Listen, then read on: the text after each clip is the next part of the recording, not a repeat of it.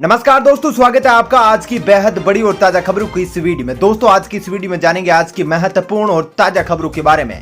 तो दोस्तों वीडियो में आगे बढ़े उससे पहले आपसे एक छोटी सी विनती करना चाहते हैं कि इस वीडियो को लाइक और शेयर जरूर कर दीजिएगा, साथ ही हमारे चैनल को भी सब्सक्राइब जरूर कर लीजिएगा। वहीं पर दोस्तों वीडियो में आगे बढ़े उससे पहले आपके जनरल नॉलेज में वर्दी के लिए आपसे एक प्रश्न पूछना चाहते हैं। आज आपको कमेंट करके बताना है कि भारत का क्षेत्रफल की दृष्टि से सबसे छोटा राज्य कौन सा है। तो चलिए दोस्तों बिना देरी किए फटाफट से शुरू करते हैं आज की खबरों की कारवां को। पहली खबर, दिग्विजय सिंह का पाक पत्रकार से बातचीत का ऑडियो वायरल, जानिए क्या कह रहे हैं दिग्विजय सिंह। जी हां दोस्तों, कांग्रेस के वरिष्ठ नेता और मध्य प्रदेश के पूर्व मुख्यमंत्री दिग्विजय सिंह अनुच्छेद 370 को लेकर एक बार फिर विवादों में घिर गए हैं। दिग्विजय सिंह का एक क्लब हाउस का सनसनीखेज ऑडियो सामने आया है, जिसमें उन्होंने कहा कि अगर कांग्रेस पार्टी सत्ता में आती है तो वे जम्मू कश्मीर में अनुच्छेद 370 को फिर से बहाल करेगी। खास बात यह है कि दिग्विजय सिंह की क्लब हाउस चैट में पाकिस्तानी रिपोर्टर भी मौजूद था। इस सनसनीखेज ऑडियो को लेकर भाजपा ने दिग्विजय सिंह पर हमला बोला है। वहीं पर भाजपा ने हमला बोलते हुए कहा कि यही तो पाकिस्तान चाहता था। साथ ही फारूक अब्दुल्ला ने दिग्विजय सिंह की इस बात पर उनको धन्यवाद भी दिया था। चलिए दोस्तों जानते हैं अगली खबर। किसान आंदोलन को लेकर बड़ी खबर, अब 26 जून को राजभवन का घेराव करेंगे। देश भर में किसान काले झंडे दिखाएंगे।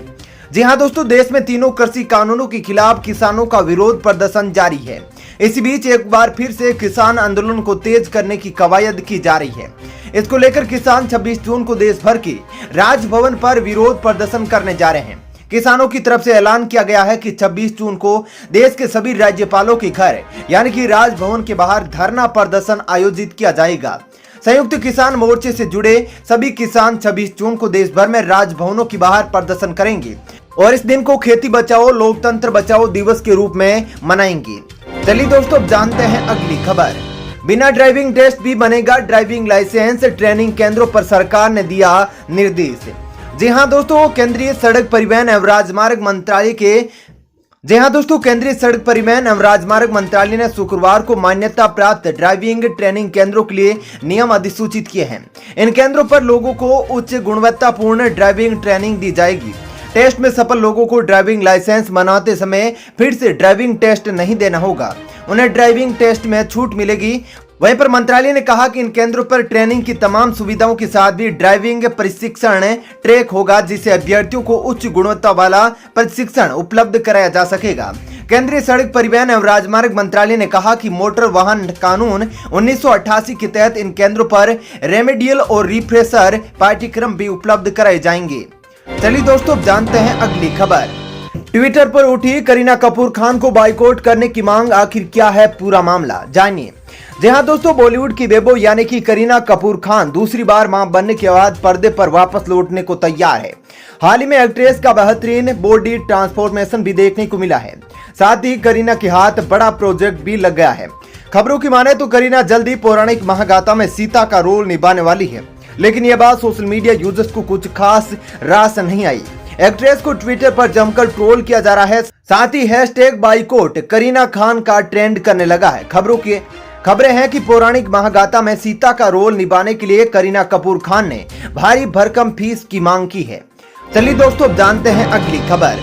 LIC का बड़ा अलर्ट, अब बिना परमिशन नहीं कर पाएंगे ये काम। जी हां दोस्तों, भारतीय जीवन बीमा निगम ने एक अलर्ट जारी किया है।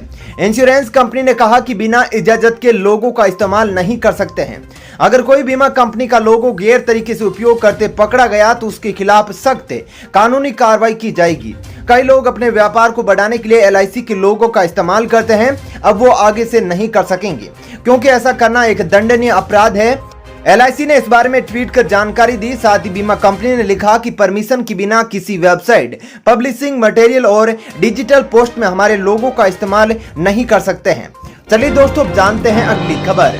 कोरोना से राहत, ESIC ने नई स्कीम की शुरुआत, कोरोना पीड़ितों को मिलेगी हर महीने सैलरी। जी हां दोस्तों, एम्प्लॉय स्टेट इंश्योरेंस कॉर्पोरेशन यानी कि ESIC की ओर से कोरोना को ध्यान में रखकर इस योजना की शुरुआत की जा रही है, जिसका लाभ सीधे तौर पर कोविड से मौत होने के बाद कर्मचारियों के परिवार को मिलेगा। ESIC की ओर से कोविड-19 रिलीफ स्कीम शुरू की जा रही है। ESIC ने insurance commissioner revenue and benefit M Sharma ने बताया कि 3 जून 2021 से इस योजना को लागू किया गया है। हालांकि इसके लिए पूरी तैयारियों के बाद अब औपचारिक नोटिफिकेशन जारी किया जा रहा है। इस योजना का लाभ कैसे मिलेगा वो भी जान लीजिए। मान लीजिए किसी व्यक्ति की सैलरी 15,000 रुपए महीना है, तो उसकी कोरोना से मौत के बाद उसके परिवार को 15,000 का 90% पैसा हर महीने दिया जाएगा। यह उस परिवार के लिए काफी बड़ी राहत होगी। ऐसे में परिवार आसानी से अपना जीवन यापन कर सकता है। यानी कि जो तनख्वाह मिल रही थी उसका 90% अंश अब परिवार को हर महीने सैलरी के रूप में दिया जाएगा। चलिए दोस्तों, जानते हैं अगली खबर। एलएसी की सीमा पर पाकिस्तान और चीन की संयुक्त रूप से कर रहे हैं युद्धाभ्यास, भारत की बड़ी मुश्किलें। जी हां दोस्तों, भारत चीन तनाव के बीच पाकिस्तान और चीन के लड़ाकू विमान साझा युद्धाभ्यास कर रहे हैं और यह भारत के लिए खतरे की घंटी है। इस इलाके में चीन और पाकिस्तान सेना की सक्रियता को देखते हुए भारतीय सेना चौकन्ना हो गई है। भारतीय वायुसेना के लड़ाकू विमान 24 घंटे सीमा की निगरानी कर रहे हैं। आखिर तिब्बत में पाकिस्तान और चीन ने सैन्य अभ्यास के लिए तिब्बत का ही इलाका क्यों चुना, इसके राजनीतिक और सामरिक क्या निहितार्थ है वो भी जानना जरूरी है। चलिए दोस्तों, जानते हैं अगली खबर। आम आदमी को बड़ा झटका, अब पेट्रोल की बात डीजल भी पहुंचा 100 रुपए की पार। जी हां दोस्तों, देश भर में पेट्रोल डीजल की बढ़ते दामों की वजह से महंगाई आसमान छू रही है। पिछले कुछ दिनों से जहां पेट्रोल की कीमतें 100 रुपए से ज्यादा हो गई है, वहीं पर डीजल भी अब शतक का आंकड़ा छू लिया है। राजस्थान के श्रीगंगानगर में डीजल के बढ़ते दाम ने 100 रुपए के आंकड़े को पार कर लिया। यहाँ पर अब डीजल 100 रुपए और 5 रुपए से प्रति लीटर के हिसाब से बिक रहा है। देश में संभवतः ये रिकॉर्ड है। अब डीजल के बढ़ते दाम ने 100 रुपए लीटर को पार कर लिया है।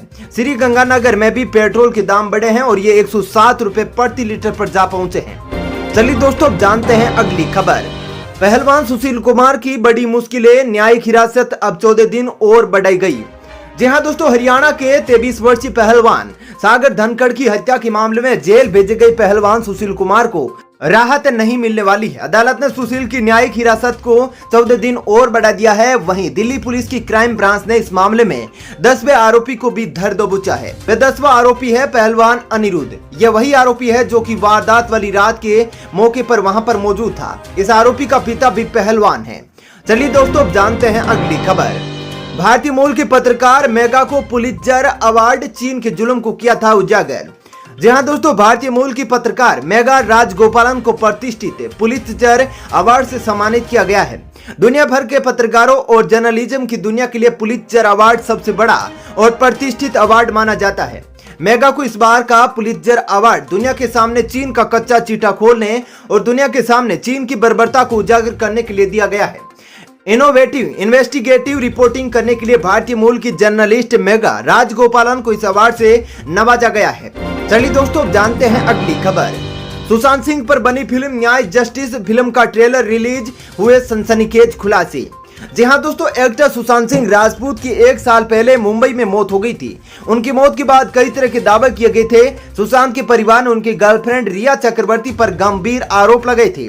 वहीं उनकी हत्या होने के बाद भी कुछ लोगों ने कही थी। सुशांत की मौत का मामला बीते साल कई महीनों तक काफी ज्यादा चर्चा में रहा था। इन सब को लेकर दिलीप गुलाटी ने न्याय द जस्टिस नाम से सुशांत पर फिल्म बनाई है। इस फिल्म का अब ट्रेलर रिलीज हो गया है। चलिए दोस्तों, जानते हैं अगली खबर। मेहुल चोकसी पर बड़े एक्शन की तैयारी में सरकार, सीबीआई की 3 टीमों को किया गठित।